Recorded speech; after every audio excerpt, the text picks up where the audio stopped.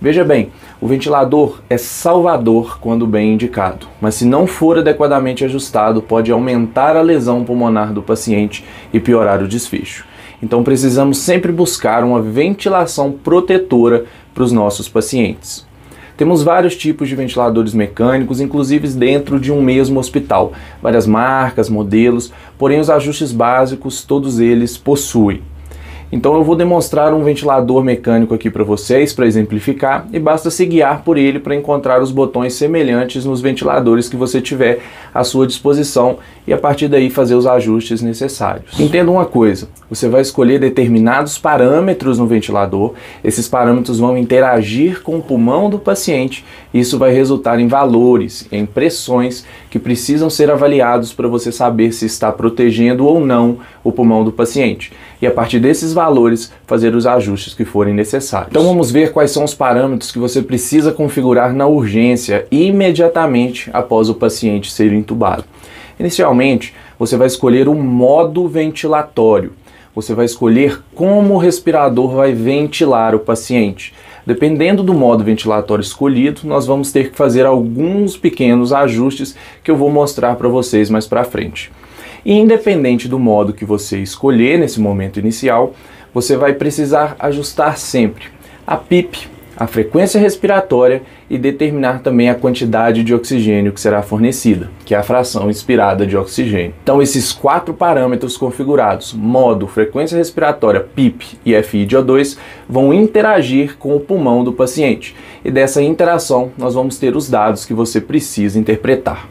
Calma, que vai ficar bem simples de entender. Vamos exemplificar. Aqui está a tela inicial de um respirador qualquer. Primeiro vamos escolher o modo ventilatório. Vamos clicar nesse botão e veremos que se abre uma janela com os principais modos disponíveis. Existem outros modos, é verdade, mas esses são os principais. VCV, PCV e PSV. Isso são apenas siglas para designar o modo que o aparelho vai ventilar o paciente. No vídeo de hoje eu vou falar com você sobre a ventilação controlada a volume, o modo VCV. Então vamos escolher aqui no nosso aparelho esse modo VCV para iniciarmos a nossa discussão. VCV é uma sigla do inglês que traduzindo para o português significa ventilação controlada a volume. Nesse modo, você determina o volume corrente que o ventilador irá dar para o paciente a cada ciclo respiratório. Então o primeiro parâmetro que vamos ajustar aqui é o volume. A escolha do volume é importante, porque usar volumes muito elevados pode levar a lesão pulmonar adicional. Preste bem atenção, a escolha do volume é feita com base no peso ideal do paciente e não com base no peso real. Mas como que você vai saber o peso ideal de um paciente? É bem simples. A gente tem uma fórmula para fazer isso que é baseada na altura e no sexo do paciente. A fórmula é essa que vocês podem ver aí na tela. Elas são semelhantes, é verdade, mas perceba que o valor para mulheres é um pouco menor do que o valor para homens. Então, como exemplo, vamos imaginar um paciente do sexo masculino com 1,70 m e com 150 kg. Jogando na nossa fórmula, veremos que o peso ideal dele é 66 kg. Então vamos calcular o volume que será colocado no respirador com base nesse peso, mesmo que o peso real seja 150 kg. Em geral, o volume indicado vai de 4 a 8 ml por cada quilo de peso ideal do paciente. Especialmente no contexto de pneumonia por Covid-19, nos quais os pacientes desenvolvem quadros de SARA grave, podemos ajustar o volume para valores em torno de 6 ml por quilo inicialmente. Então vamos fazer o ajuste aqui no nosso respirador. Escolhemos o modo VCV e vamos escolher o volume corrente. O paciente tem 66 kg de peso ideal.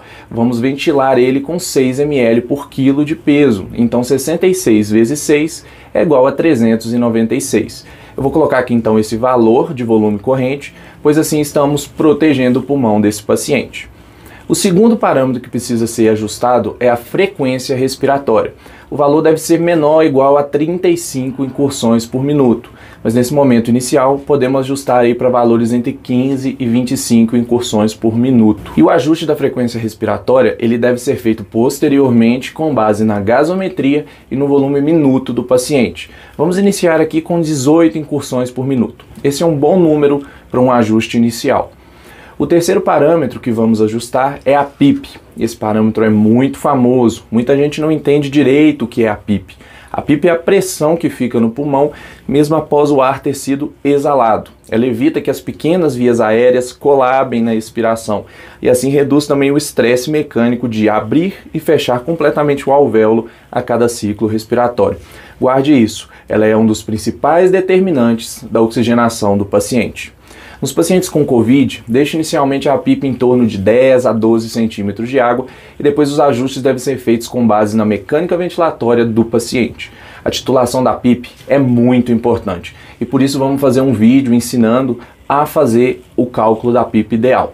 Mas nesse momento inicial, logo após a intubação, valores de 10 a 12 centímetros de água são adequados. Vamos deixar aqui um valor de 10 centímetros de água no nosso exemplo. E o quarto parâmetro que vamos ajustar é a fração inspirada de oxigênio. Esse é bem simples de entender, é basicamente a quantidade de oxigênio que tem no ar inspirado pelo paciente. Quando respiramos em ar ambiente, nós estamos respirando com uma fração de oxigênio de 21%. Conforme ofertamos oxigênio para o paciente, nós vamos enriquecendo a mistura do ar com oxigênio puro e aumenta a fração de oxigênio do ar inspirado. Os pacientes com Covid, em geral, são intubados em um contexto de hipoxemia muito grave. Então, sem dúvida, logo após a intubação, deixe esse parâmetro em 100%. E depois você vai ajustar esse valor com base na saturação do seu paciente. O alvo de saturação deve ser entre 88% e 96%. Não precisa correr atrás de saturação de 99% a 100%. Lembre-se que oxigênio demais também é lesivo ao pulmão do paciente. Então são esses 4 ajustes básicos no modo VCV. Existem outros? Sim, existem. A gente pode alterar fluxo, a forma da onda de fluxo, que vai alterar o tempo ins, o tempo ex. Porém, eles já vêm pré-programados e você pode aguardar para realizar esses ajustes mais finos da ventilação posteriormente. Vamos então para a prática. Primeiro vamos imaginar que estamos diante de um pulmão normal, que não oferece muita resistência à entrada do ar, um pulmão que tem uma alta complacência. Então nós escolhemos o modo VCV, ajustamos volume corrente, ajustamos a PIP e ajustamos a FiO2. Vamos iniciar a nossa ventilação. Ventilação iniciada, temos aqui as curvas e os dados gerados. Aqui vemos a curva de volume em amarelo, a curva de fluxo em verde e a curva de pressão na via aérea em vermelho. E à direita temos os dados dessa interação pulmão e ventilador. Vamos analisar cada um deles. Perceba que o volume corrente que o ventilador está oferecendo é bem próximo ao que nós programamos. Não precisa ser exatamente o mesmo número não, pessoal, mas deve ser bem próximo. Programamos 396 e ele está dando 394. Não há problema nenhum nisso. Logo acima do volume corrente nós temos o valor do volume minuto, que nada mais é que o resultado da multiplicação do volume corrente pela frequência respiratória. Temos aqui uma relação ins e expiratória já pré-programada, não vamos mexer nela por enquanto, mas eu quero que você olhe aqui os valores de pressão, os valores que estão em vermelho.